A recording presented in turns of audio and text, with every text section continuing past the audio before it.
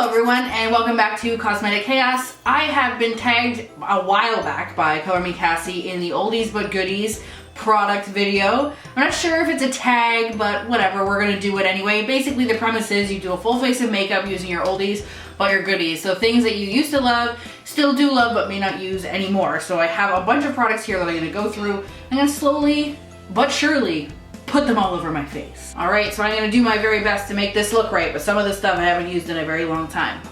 So, we're gonna start with primer, and I used to use, and still actually do use, the Too Faced Hangover RX all the time. I do prefer a pore filling primer at this point in my life because they are so big, and that's just kind of where we're at, but this still does the job. I still use this pretty much on the daily, and it still works really good. It's very hydrating. It kind of can almost replace a moisturizer. Please note I said almost, not all the way.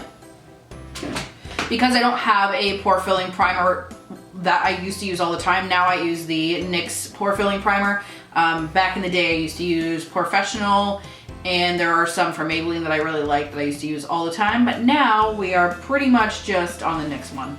Value for money, what can I say? My next product is actually a product, again, I still use today. I have gone through a couple of these. This is the Makeup Forever 5 Cream Palette Concealer. I have a lot of redness in my skin, so I use this quite a bit to cover up that redness. I don't use it too much else other than for the green concealer, but I definitely use it for the green. I used to really use the peach color as well right here, but I found other options that actually work better for me. Since I have it, I am actually going to use the peach color as well to get rid of some of these dark circles, because hella dark circles, people. It was daylight savings last night, and as much as my body didn't want to recognize the fact that we lost an hour, it's doing it anyway. I have no say in the matter. The foundation I lived and died by for a very long time was the L'Oreal True Match. This is a little too dark, so this is the W4, and I used to use W3 in the winter and W4 in the summer, but the powder I grabbed is lighter, so we should be okay. And to think, I'm gonna go out in public like this later.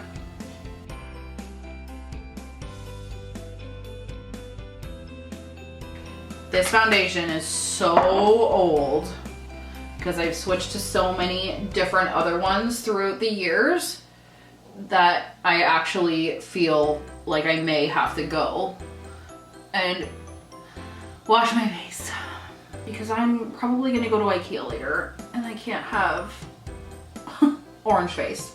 This is still a good foundation. The only reason I'm kind of talking shit about it is because it's so old that it's just no longer a great formula.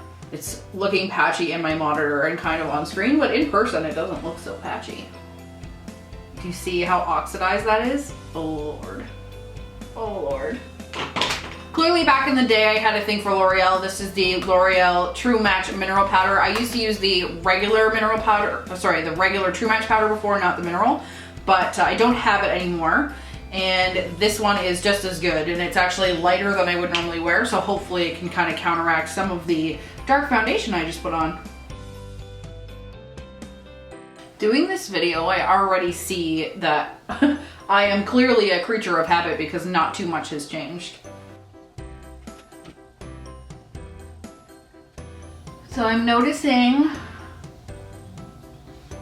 how dark my eyes look. It's actually staining from eyeshadow from yesterday. I did not get punched in the face. When I used to do under eye concealer on the regular, I was always using either the MAC Pro Longwear Concealer or the Maybelline Fit Me. I don't actually have any Fit Me with me, so I'm going to use the Pro Longwear. This is still kind of a cult classic, and I'm just gonna go ahead and try and get some of this darkness away. I'm considering doing a project pan and including some of these in there. Maybe not the foundation because it's pretty far gone, but let me know what you think of that, because some people are pretty encouraging with the whole project pan thing, and I feel like maybe I could do it. Maybe I could do it this time. My oldie but goodie for setting the under eye and doing contour is still the Shade and Light palette from Kat Von D. I have replaced this already, but I will use my old ass one to do this video because that's fair, right? There's almost nothing left in here, so this might be a challenge.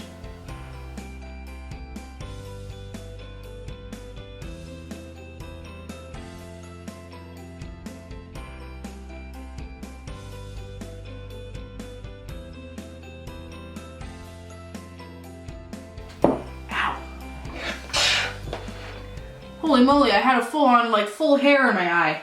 Ow. Moving on. That was traumatic. Moving on, I use the NARS Orgasm Blush constantly. It is still a great blush. I know that tons of people talk about how it's really not that great, but I still really like it. It's kind of a double duty product for me. So it can be a blush, but it can also kind of double as a highlight, especially for somebody who is like me, who doesn't necessarily love that Scene from Space highlight look because, you know, I'm not 22 and I don't want to bring attention to some of the shit that's on my face. See? So pretty. It's also a quick product. See how fast that was? Done. Like 10 seconds. My favorite highlighter from back in the day when I first started getting into highlight is the Definitely Defined Extra Dimension from MAC. You'll notice that there is actually like a few MAC products and you don't really see me use those anymore. I just, for the money, I don't really love how much, like, the quality of them. But I actually went for my wedding to get a trial done at MAC to see if I could recreate what they were doing, if I wanted to do my own makeup or not, and she used this on me, and so help me, she put so much highlighter on my face, people were actually laughing at me when I was walking around. It looked like my face was wet.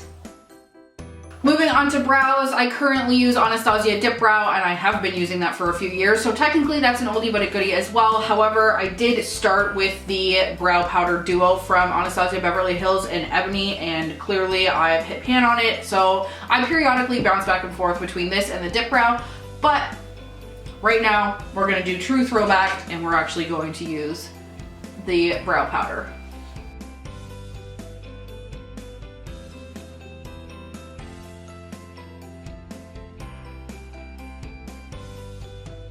Another product I still use today is the Anastasia Beverly Hills Brow Gel, so we're just gonna keep with what works. Now I definitely like the pomade better, it works better for me, but the powder definitely does the job and it's still a great product. Alright, so my face is pretty much done and we are going to move on to eyes, and honestly I had so many great oldie but goodie eyeshadow palettes I really couldn't decide. So I did just do a palette collection, which I will link up at the top here. But I chose to use the UD Vice 2 because this is something that doesn't get a lot of love anymore, and it is actually a really great palette and one of my first palettes that I really dug into and really loved for a very long time.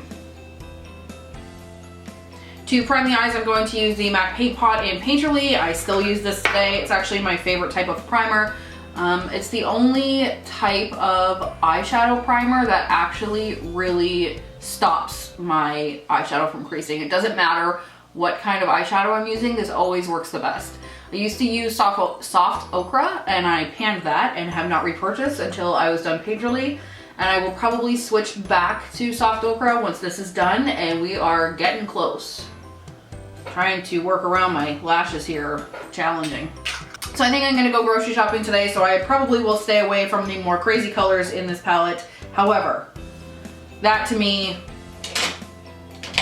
still means not neutral.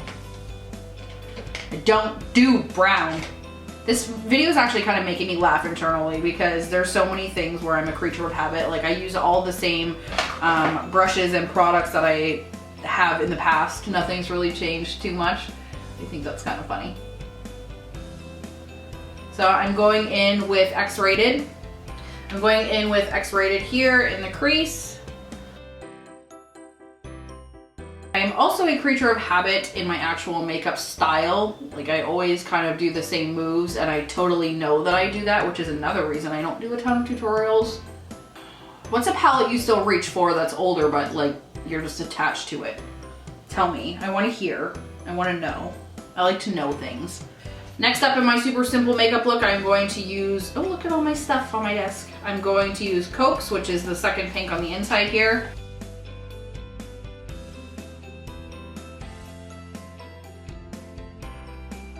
I really like monochrome makeup as well in any kind of shade. So not necessarily just black and white, but I love just different variations of purple or different variations of pink all in the same look. It really works for me personally. I think it looks the best on me. Not that I can't make other things work, but if I had to choose a type of look, I would say one color type looks. To deepen it up, I'm going to use Smoke Out in the corner and just toss that in my outer V so it's not totally flat like it looks right now. I'm not currently wearing mascara or eyeliner because I have eyelash extensions, but if I had to discuss two products that I did really like still from back in the day, I'm gonna say the L'Oreal Carbon Black Mascara is probably one of the better mascaras, and still is.